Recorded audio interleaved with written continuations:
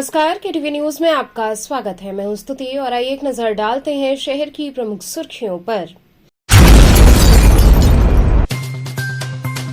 ज्ञानवापी के पूरे परिसर का नहीं होगा सर्वे, फास्ट ट्रैक कोर्ट ने इससे जुड़े मामले में हिंदू पक्ष की याचिका को किया खारिज।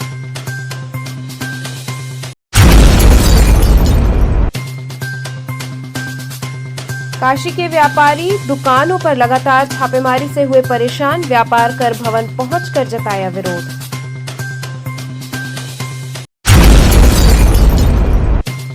जिला योजना की बैठक में समय से अधिकारी के न पहुंचने से सपा सांसद वीरेंद्र सिंह भड़के।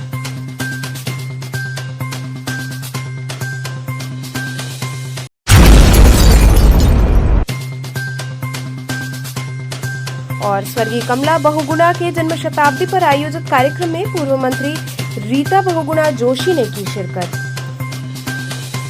और अब खबरें विस्तार से। ज्ञानवापी के पूरे परिसर का सर्वे नहीं होगा, फास्ट ट्रैक कोर्ट ने हिंदू पक्ष की याचिका खारिज की। ज्ञानवापी के पूरे परिसर का सर्वे नहीं होगा, फास्ट ट्रैक कोर्ट ने शुक्रवार को इससे जुड़ी हिंदू पक्ष की याचिका खारिज कर दी है। ज्ञानवापी केस के मूल वाद में हिंदू पक्ष को बड़ा झटका लगा है।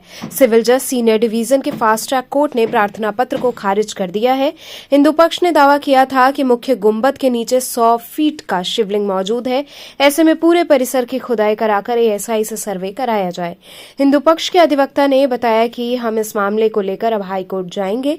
एक अन्य वकील मदन मोहन ने बताया कि वजूखाने और एएसआई सर्वे कराने की मांग पहले से ही हाईकोर्ट में लंबित है, उसको विरोधाभास में जिला कोर्ट कोई आदेश नहीं दे सकती थी, शायद इस वजह से ये याचिका खारिज कर दी गई है। लेकिन हमारे तरफ से एडिशनल सर्वे की जो एप्लीकेशन दी गई थी उसको निरस्त कर दिया है। अब हम लोग इस आदेश के विरुद्ध माननीय उच्च न्यायालय में जाएंगे। ठीक है, तो कौन कौन सी मांग थी जो आपने की थी जो निरस्त की गई है? हमारे तरफ से यह मांग की गई थी कि जो पूर्व में सर्वे हुआ है उसमें अधूरा सर्वे हुआ है और खाना का सर्वे नहीं हुआ है, सेंट्रल डोम के नीचे नहीं हुआ है और जो 8/4/2021 के आदेश के अनुरूप नहीं हुआ है, क्योंकि पहले का सर्वे केवल एएसआई के टीम ने किया है, जबकि हमारे आदेश में जो माननीय उच्च न्यायालय ने पुष्टि किया है उसमें 5 सदस्यों की टीम इकट्ठा करनी थी, उनको बनानी थी और सेंट्रल यूनिवर्सिटी का एक एक्सपर्ट होता, उनके साथ मिलकर के एएसआई को करना था सर्वे रिपोर्ट।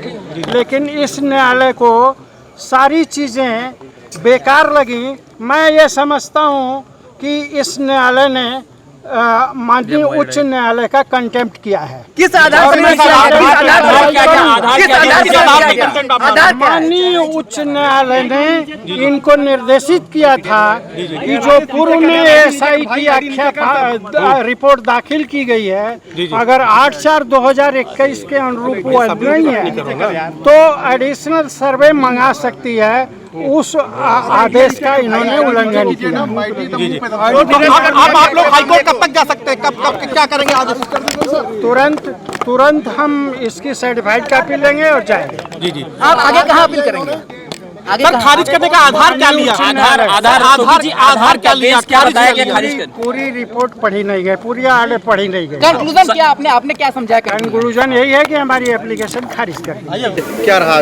ज्ञानवापी प्रकरण में 1991 से चल रहे मुकदमे में जो टाइटल सूट है और पब्लिक रिप्रेजेंटेटिव सूट है, इस मामले में माननीय न्यायालय ने सिविल जज सीनियर डिवीजन युगल शंभू की कोर्ट ने हमारी याचिका को जो एडिशनल एएसआई सर्वे की मांग की गई थी आज खारिज कर दी गई है। इसके आलोक में अवश्य हम हाई कोर्ट जाएंगे और इन सारे तथ्यों को, सारे बिंदुओं को वहां पे भी रखा जाएगा। अच्छा, खारिज करने का कारण क्या रहा है? निसंदेह इस 2 विषय ऐसे हैं जो हाई कोर्ट और सुप्रीम कोर्ट में वजू खाने का विषय और एएसआई सर्वे कराने का विषय दोनों ही हाई कोर्ट और सुप्रीम कोर्ट में भी हमारी याचिकाओं से के नाते लंबित हैं। उसके आलोक में एक चौथे श्रेणी की कोर्ट जो कि सिविल जज सीनियर डिवीजन है वो कैसे आदेश दे सकती है, उसी का आधार बना के ये आदेश आया हुआ है जिसमें हमारी याचिका निरस्त की गई है। आगे आप लोग क्या करें? निसंदेह अब हम हाई कोर्ट में जाएंगे।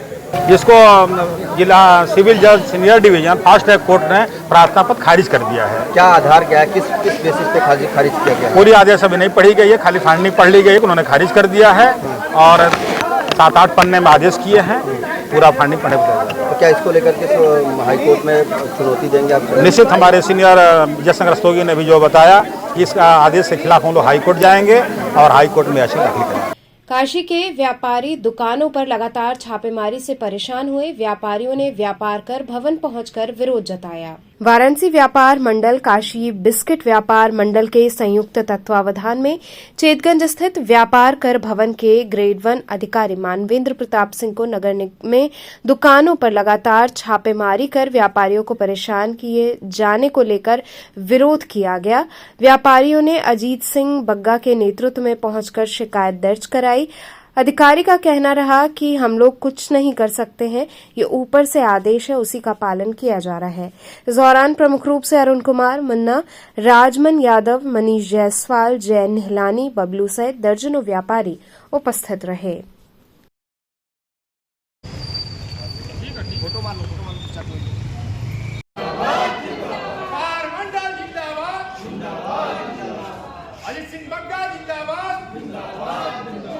जी, किस तरह का बैठक संपन्न हुआ, क्या वार्ता हुई? लगातार जो बनारस में छापेमारी का क्रम चालू हुआ है, इसके विरोध में आज हम लोग मिलने आए थे और हम लोगों ने कहा ये जो छापेमारी है मैं इसका विरोध करता था और करता हूं।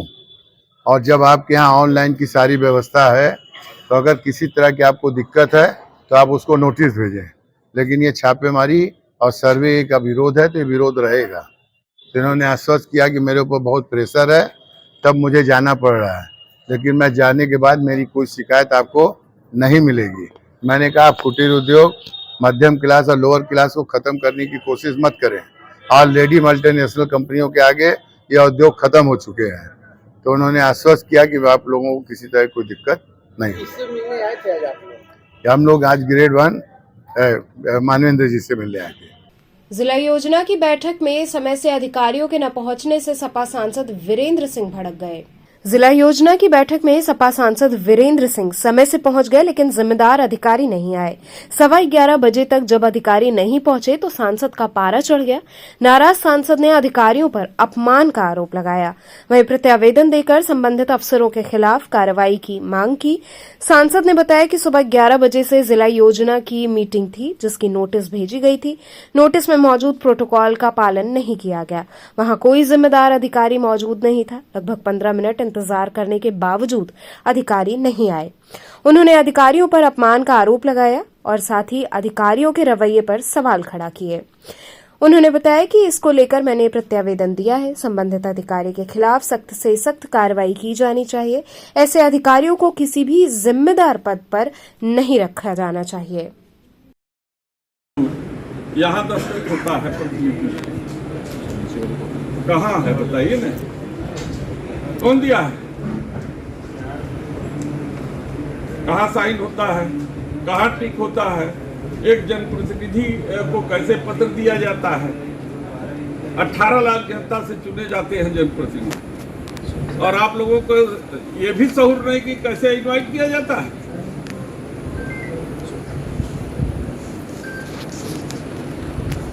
ये मैं इसलिए ये पत्र आपको दे रहा हूँ, यहाँ पे रख दे रहा हूँ। मंत्री जी हमारे साथ मंत्री रहे संसदीय कार्य, और मैं इसका बहिष्कार कर रहा हूँ पहली बार। स्वर्गीय कमला बहुगुणा के जन्म शताब्दी पर आयोजित प्रतियोगिता में पूर्व मंत्री रीता बहुगुणा जोशी ने शिरकत की। भारतीय जनता पार्टी की राष्ट्रीय उपाध्यक्ष, पूर्व कैबिनेट मंत्री एवं पूर्व सांसद प्रोफेसर रीता बहुगुणा जोशी ने कहा कि भारत की दार्शनिक, आध्यात्मिक और सांस्कृतिक परंपराओं में स्त्री पुरुष को बराबरी का दर्जा दिया गया है और इतिहास के विभिन्न युगों में भी स्त्री को शिक्षा और समाज में बराबरी का स्थान मिला है।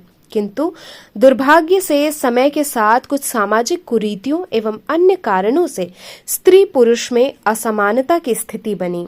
आज महिलाएं जीवन के विभिन्न क्षेत्रों में उल्लेखनीय भूमिका निभा रही हैं, लेकिन देश की एक बहुत बड़ी आबादी आज विकास की प्रक्रिया में एक समुचित स्थान नहीं पा सकी है। ये बातें उन्होंने शनिवार को आर्य महिला पीजी कॉलेज में प्रख्यात महिला नेत्री स्वर्गीय कमला बहुगुणा के जन्म शताब्दी वर्ष के उपलक्ष्य में आयोजित वाद विवाद प्रतियोगिता के मौके पर बतौर मुख्य अतिथि बोलते हुए कही। क्या भारत में महिलाओं को आरक्षण देने से वास्तविक समानता हासिल की जा सकती है विषयक वाद विवाद प्रतियोगिता का शुभारंभ करने के पश्चात बोल रही प्रोफेसर जोशी ने कहा कि लोकतंत्र में संवाद बेहतर राष्ट्र के निर्माण करने में महत्वपूर्ण भूमिका अदा करता है। कार्यक्रम की अध्यक्षता डॉक्टर नीरजा माधव, प्रख्यात लेखिका, कवित्री, साहित्यकार ने की। वाद विवाद प्रतियोगिता का शुभारंभ दीप प्रज्वलन एवं कुलगीत से हुआ। कार्यक्रम में डॉक्टर शशिकांत दीक्षित, पूजा दीक्षित, प्रोफेसर रचना दुबे, प्राचार्य आर्य महिला पीजी कॉलेज, प्रोफेसर भावना त्रिवेदी, विभागाध्यक्ष राजनीति विज्ञान विभाग आर्य महिला पीजी कॉलेज इत्यादि लोग मौजूद रहे। विषय प्रस्तावना के साथ स्वागत भाषण प्रोफेसर भावना त्रिवेदी ने दिया। धन्यवाद ज्ञापन पूजा दीक्षित द्वारा दिया गया।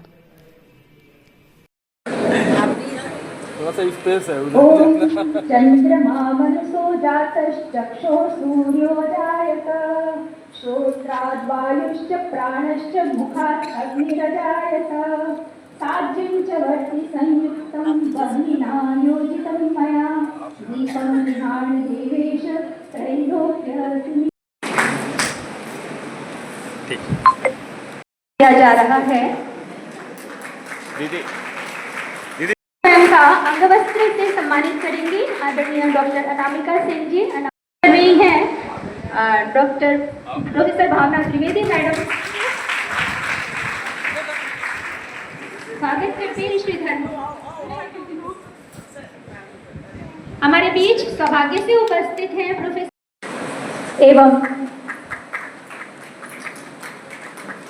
लक्ष्मी की सूचिका हमारी कार्तिक मास में यह तुलसी का पौधा देकर उन्हें सम्मानित करें।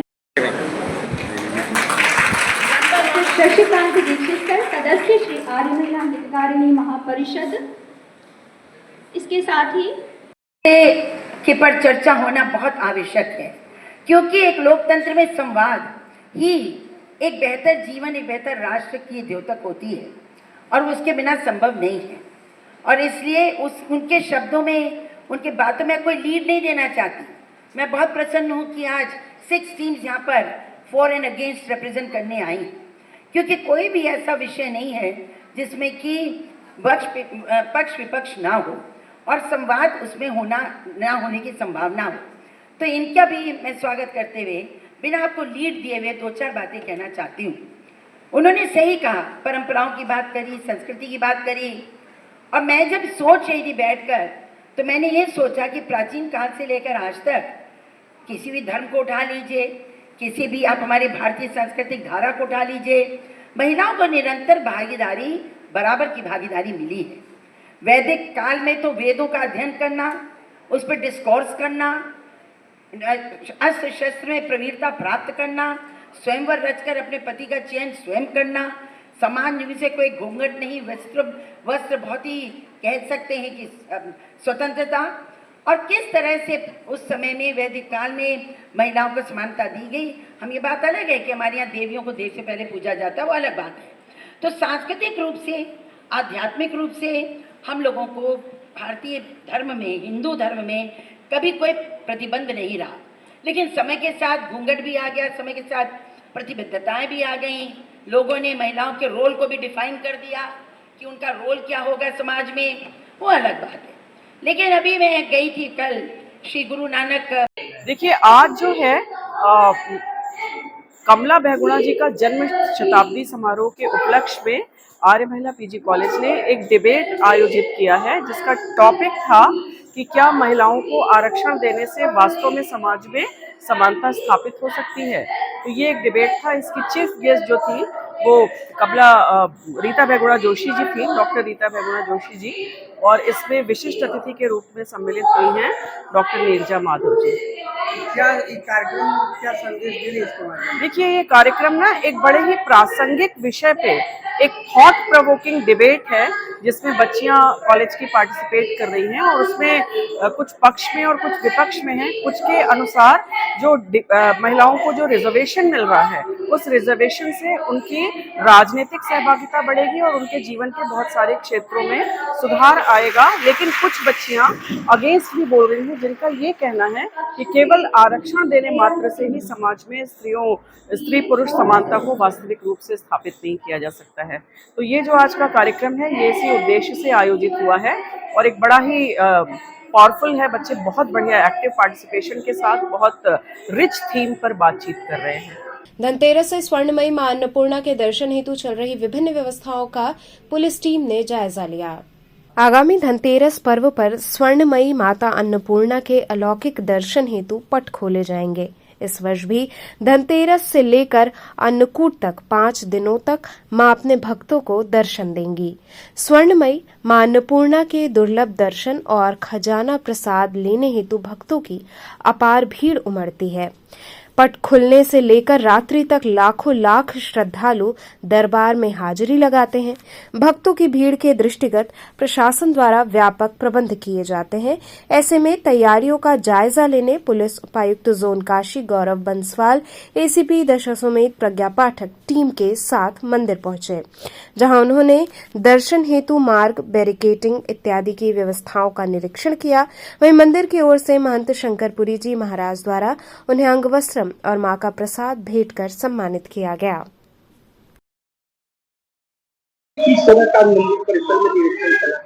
धनतेरस और अन्नकूट दिवाली के महापर्व को लेके काशी जोन के एसएपी, दशाश्वमेध के एसएपी और तमाम अधिकारी यहां आए और आज वो अपनी सुरक्षा का जायजा लिया एवं बैरिकेडिंग, बांस बल्ली कहाँ लग रही उस भीड़ को देखते हुए उसकी जानकारी दी और अपनी सुरक्षा में मुस्तैद होते हुए अधिकारी सतर्क होते हुए कि आने वाली पब्लिक की भीड़ को देखते हुए कहाँ सुरक्षा कर्मचारी की और आवश्यकता है, वो उसके ऊपर पूरा चर्चा हुई और पूर्व में क्या व्यवस्थाएं थी उसके विषय में चर्चा हुई। आगे और नई व्यवस्थाएं क्या हो सकती हैं उस पर भी चर्चा हुई और इसी को लेकर इस संबंध में आज मीटिंग हुई। सुरक्षा को मेन लेके कि कहाँ कैमरे लगे हैं, कहाँ पर कोई किसी प्रकार की घटना ना घटे, कोई ऐसी चीज लेके ना आ सके, उसके लिए कुछ यंत्र वगैरह की व्यवस्था की गई है जो कि पब्लिक की देखते रहेंगे, उनकी जांच करते रहेंगे और निगाहों में सुरक्षा कर्मचारियों के बीच में लोग बने रहेंगे। ये धनतेरस के दिन से माता अन्नपूर्णा मंदिर जी का भव्य दर्शन यहाँ पे स्टार्ट होगा, जिसे काफ़ी शुभ माना जाता है और इसमें पूरे भारतवर्ष से कई श्रद्धालु आते हैं यहाँ पे और भारी संख्या में यहाँ पे भीड़ रहती है। दर्शन सुबह 5 बजे से स्टार्ट हो जाते हैं और रात को 11 बजे तक चलते हैं। इन्हीं सबकी व्यवस्थाओं के लिए मंदिर प्रशासन से समन्वय स्थापित करने के लिए पुलिस अधिकारी और अन्य अधिकारी यहाँ पे आए थे और यहाँ पे पूरा हमने निरीक्षण किया है। यहाँ पे जो सीढ़ियाँ हैं जो बाद में बांधी जाती हैं वो भी यहाँ पे देख ली गई हैं, एंट्री और एग्जिट पॉइंट भी देख लिए गए हैं और जो बैरिकेडिंग की व्यवस्था कराई गई है जिससे गुदोलिया से सीमित संख्या में ही यहाँ पे दर्शनार्थी आ सके ताकि सभी के सुगम दर्शन हो सके और सभी को एक जो यहाँ का जो प्रसाद है, जो खजाना जिसे कहते हैं, वो सभी को प्राप्त हो सके। भारी भीड़ को देखते हुए क्या अपील करना चाहेंगे? जिस तरह से टीका मुक्ति वगैरह होता है कि वो किस तरह से दर्शन के लिए आ रहे हैं? यहाँ पे 2 बैरिकेडिंग्स बनाई जाएंगी जिसमें 2 लाइनें रहेंगी और इसमें लिमिटेड रोक के ही लोगों को मंदिर में छोड़ा जाएगा, जिससे कि सीमित संख्या में ही मंदिर में प्रवेश करें लोग और अच्छे से दर्शन करके फिर वापस जा सके। देवा सेंटर में 2 दिवसीय दीप शिखा पुनर्वास मेले का शुभारंभ हुआ। कमच्छा स्थित देवा सेंटर में 2 दिवसीय पुनर्वास मेले का शुभारंभ हुआ। इस आयोजन का उद्देश्य दिव्यांगों को समझना है और उनके प्रति सोच को बदलना है। दीपशिखा मेले का आकर्षण बच्चों द्वारा बनाए गए वर्ष पर्यंत विभिन्न वस्तुएं जैसे गणेश, लक्ष्मी, दिए, आकर्षक मोमबत्तियां, पेंटिंग इत्यादि हैं, जिनको खरीद कर इनका उत्साहवर्धन हुआ। कार्यक्रम के मुख्य अतिथि जोमैक्स टहसल तथा विशिष्ट अतिथि डॉक्टर उत्तम ओझा एवं डॉक्टर नीरज खन्ना द्वारा दीप प्रज्वलन कर पुनर्वास मेले का आरंभ किया गया। सभी ने बच्चों द्वारा हस्तनिर्मित वस्तुओं का अवलोकन किया, उनकी खरीदारी की और इस आयोजन के उद्देश्य की सराहना करते हुए बच्चों के कला कौशल को भी सराहा गया। पिछले लगभग 35 साल से हम लोग इस देवा केंद्र के माध्यम से दिव्यांग बच्चों की सेवा करते चले आ रहे हैं। यानी उत्तर प्रदेश के जितने भी मानसिक रूप से दिव्यांग हैं, बिहार के दिव्यांग हैं या पूर्वांचल के हैं, वो यहाँ आते हैं और हम लोग पास में वर्ल्ड क्लास फैसिलिटीज़ है कि उनको हम लोग ट्रेनिंग दे सकें, उनका पुनर्वास कर सकें, चाहे 6 महीने का बच्चा हो, चाहे वो साल भर का हो, चाहे 5 साल का हो या 15 साल का हो। ये माँ बाप के लिए मेरे पहले उत्तर प्रदेश में कोई था नहीं इस तरीके का, तो इसकी सेवा कार्य को हम लोगों ने करीब 1988 में शुरू किया है इसको। और आज हर वर्ष जो है हम चाहते हैं कि भारतीय समाज, बनारस के लोग, वाराणसी के लोग इन बच्चों के जो पुनर्वास के कार्यक्रम हैं, ट्रेनिंग के दौरान और पुनर्वास करने का मतलब इनको अपने पैर पे खड़ा करना के दौरान जो सामान बनाते हैं या जो सामान जैसे मोमबत्तियाँ, दिए, सब कई सामान बनाते हैं या पैकेटिंग करते हैं, तो उनको हम लोग चाहते हैं समाज को दिखाना और समाज के प्रबुद्ध वर्ग को हम लोग इनवाइट करते हैं कि वो लोग आकर के यहाँ पर इन सामानों को देखें और इनको खरीदें, खरीद के उनका मनोबल बढ़ाएं। उनका मनोबल बढ़ाएंगे तो क्या होगा, उनका उत्साह और बढ़ेगा, उनके माता पिता और उत्साहित होंगे और जो दुख और दर्द में रह रहे हैं वो अब कम से कम उनका दुख और दर्द कम होगा। तो आज उसी का नाम दीपशिखा मेला है। दीपशिखा पुनर्वास मेले का मतलब ही यह है कि इसमें जितने भी सामान हैं कहीं ना कहीं से, ऐसा नहीं पूरा सामान बनाए हैं, लेकिन कहीं ना कहीं से बच्चों का उसमें कुछ ना कुछ योगदान है, क्योंकि बच्चे कुछ कर नहीं सकते, उनकी बुद्धि भी उस स्तर की नहीं होती है। तो ऐसे समय में एक छोटी सी बिटिया ये भी जो कुछ अपना हिस्सा दे सकती है। ये हम दिखाना चाहते हैं। हम चाहते हैं कि इनको अलग थलग कमरों के अंदर बंद न कर दिया जाए पागल उगल करके, बल्कि इनको समाज की मुख्य दशा से जोड़ा जाए। तो इसी संदर्भ में सर, अगर वर्तमान में देखा जाए तो दिव्यांग जनों में लोगों का ये है कि उनके अंदर कुछ एक विशेष क्वालिटीज होती है। क्या महसूस करते हैं सर जब आप इन बच्चों के साथ रहते हैं, उनकी कला देखते हैं? हाँ, दे हैव, आपका बात एकदम सही है कि ऐसे दिव्यांगजनों के बीच में कई ऐसे प्रतिभाशाली बच्चे होते हैं, खास करके ऑटिस्टिक बच्चे या जिनको हिंदी में हम लोग स्वलीन बच्चे बोलते हैं। इन स्वलीन बच्चों में कुछ ऐसी खास दैवीय शक्ति होती है कि वो कई चीज़ों में सामान्य बच्चों से भी बहुत आगे होते हैं। जैसे इसमें कैलकुलिया बोलते हैं, तो उसमें क्या होता है कि आप कोई भी मैथमेटिक्स का सवाल इन बच्चों को आप दे देंगे तो वो एकदम कंप्यूटर की तरह सॉल्व कर लेंगे, उनको नंबर भी नहीं मालूम है, लेकिन वो गुणा भाग सब अपने आप कर लेंगे। या कंप्यूटर पे काम कर लेंगे, ऐसे नहीं लिख पाएंगे। या म्यूजिक के नोट्स को आप और हम जो कैच नहीं कर पाते हैं, कोई भी गाना ये तुरंत कैच कर लेंगे। पहले तो मैं सर को बधाई दूं, डॉक्टर तुलसी महोदय को, जो अंतर्राष्ट्रीय स्तर के मनोचिकित्सक हैं और जिनके अथक प्रयास और सोच का ये सुंदर सा परिणाम है कि समाज का वो जो वर्ग है, जो वंचित वर्ग है, जिसपे हमारी नज़र और ध्यान दोनों बहुत कम जाता है। और मज़े की बात है कि उस पर नज़र ध्यान माँ बाप का भी बहुत कम जाता है। ये जो बहुत मानसिक पीड़ा है, ऐसे बच्चों को इन्होंने केंद्र में लिया और उसके विकास पर, पूरे पुनर्विकास पे, उसके सामाजिक और उसके जो सर्वांगीण विकास पर उन्होंने पूरा फोकस किया और उनके वर्षों के मेहनत का ये परिणाम है कि आज देवा नाम की संस्था को पूरा शहर नहीं, पूरा पूर्वांचल, पूरा भारत जानता है और हम सब भी उनके इन कार्यों से परिचित और अक्सर आना जाना होता है। और आज इस मेले में मेरा आना हुआ है, देख के मुझे बहुत, मैं अभिभूत हूँ कि इन बच्चों के हाथों से बने हुए सामान को हमें खरीदने का और घर ले जाने का मौका मिलेगा। और आप सब मीडिया वालों से विशेष निवेदन है कि इस समाचार को विशेष प्रमुखता दें, क्योंकि समाज के एक ऐसा वर्ग इस पर बहुत कम ध्यान लोगों का जाता है और बहुत ज़रूरत है कि ऐसे जो प्रतिभाशाली बच्चे हमारे बीच हैं, थोड़ी सी फिजिकली उनकी डिसेबिलिटी कह सकते हैं या विशेष एबिलिटी है,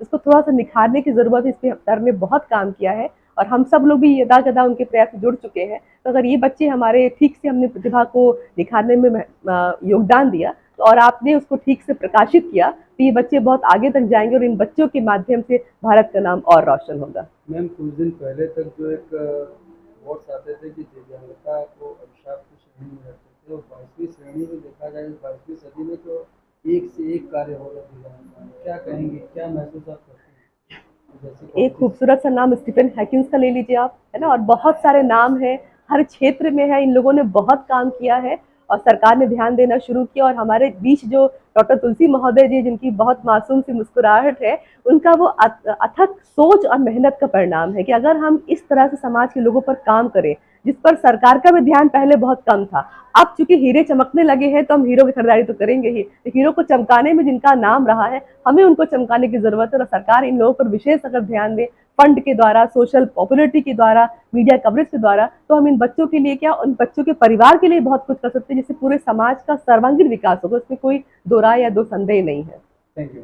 स्केटिंग प्रतियोगिता में नवनीता कुंवर पब्लिक स्कूल के बच्चों ने अपना परचम लहराया। वाराणसी जिला रोलर स्पोर्ट्स स्केटिंग संघ की ओर से शनिवार को बीएचयू के ब्रोचा ग्राउंड में स्केटिंग प्रतियोगिता का आयोजन किया गया, जिसके मुख्य अतिथि रहीश अहमद और सहयोगी मोइनुद्दीन रहे। इस प्रतियोगिता में नवनीता कुंवर के वेदांत और आयुष ने स्वर्ण पदक, धीरज ने कांस्य पदक हासिल कर स्कूल का नाम रोशन किया। स्कूल के प्रशिक्षक प्रशांत गौड़ और मुख्य प्रशिक्षक विवेक डोगरा ने बच्चों को शुभकामनाएं दी। प्रतियोगिता के मुख्य कोच अभिषेक शर्मा की देखरेख में कार्यक्रम संपन्न हुआ।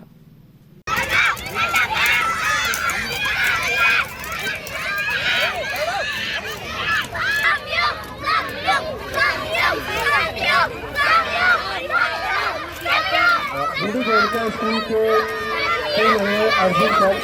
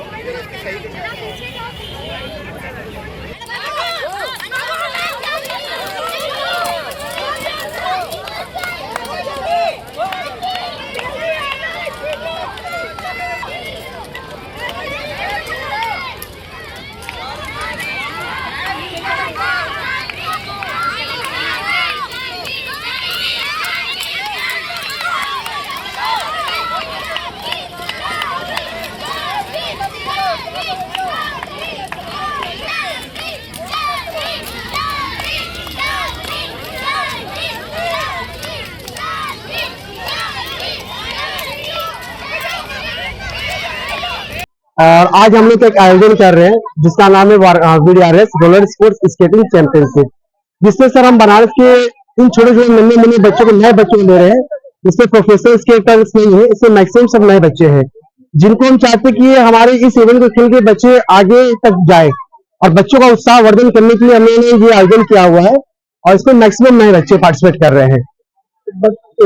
ये कराने का उद्देश्य सर, हमारा ये कराने का उद्देश्य, सबसे पहला उद्देश्य ये है कि सर हमारा गेम और फैले, हमारे गेम को और बढ़ावा मिले, और साथ ही साथ सर हमारे जो छोटे बच्चे हैं वो और आगे बढ़े। तो सर हमारी जो प्रतियोगिताएं होती है, हमारी प्रतियोगिताएं इंटर स्कूल, डिस्ट्रिक्ट, स्टेट और नेशनल सारी प्रतियोगिताएं होती है, और मैक्सिमम बच्चे हमारे वाराणसी से पार्टिसिपेट भी कर रहे, बाहर भी जा रहे खेलने के लिए। तो बस अपने गेम को बढ़ाने के लिए हमारा एक छोटा सा प्रयास है। ये बच्चे जो जीत रहे हैं वो क्या आगे जाएंगे? हाँ सर, ये बच्चे जो जीत रहे हैं, हाँ सर, ये जो बच्चे जो जीत रहे हैं ये आगे हमारी आगामी टूर्नामेंट है जो 23 और 24 नवंबर उत्तराखंड में है। तो इसमें से कुछ सिलेक्टेड बच्चे जो प्रोफेशनल बच्चे हैं वो आगे चल करके उसमें भी खेलेंगे, पार्टिसिपेट करेंगे। ये किस तरह का इवेंट होगा? ये जो है वाराणसी रोलर स्केटिंग एसोसिएशन द्वारा चैंपियनशिप आयोजित हो रही है, और ये ब्रोचा ग्राउंड पर है बीएचयू के। उसमें नवनीता कुंवर पब्लिक स्कूल के 9 बच्चे भाग ले रहे हैं। उद्देश्य है कि रोलर स्केटिंग के खेलों को ज्यादा से ज्यादा बढ़ावा देना, और उसमें अच्छे बच्चे पार्टिसिपेट करें, स्टेट चैंपियनशिप, नेशनल चैंपियनशिप में आगे जाते हुए जो है पार्टिसिपेट करें। उनके लिए पूरा प्रयास किया जाएगा, उनके प्रॉपर प्रैक्टिस कराई जाएगी, और मैं आपके चैनल के माध्यम से स्कूल से भी रिक्वेस्ट करता हूँ कि वो जगह दे जिन बच्चों को हम अच्छा जो है प्रतियोगिता के लिए प्रैक्टिस करा सकें। काशीवासियों के लिए है कि हर खेल में, हर चीजों में वो ज्यादा से ज्यादा आगे बढ़े और अपने काशी का नाम वो विश्व में प्रसारित करें। तो चलते चलते पुनः एक नजर डालते हैं शहर की प्रमुख सुर्खियों पर।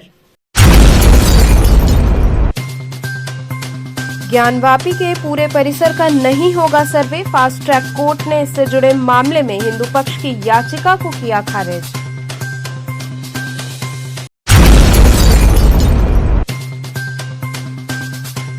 काशी के व्यापारी दुकानों पर लगातार छापेमारी से हुए परेशान, व्यापार कर भवन पहुंचकर जताया विरोध।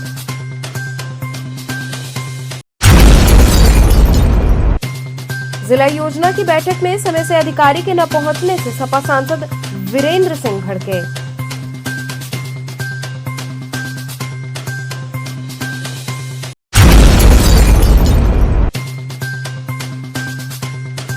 और स्वर्गीय कमला बहुगुणा के जन्म शताब्दी पर आयोजित कार्यक्रम में पूर्व मंत्री रीता बहुगुणा जोशी ने की शिरकत। तो थे आज के समाचार, कल फिर होगी मुलाकात, तब तक के लिए नमस्कार।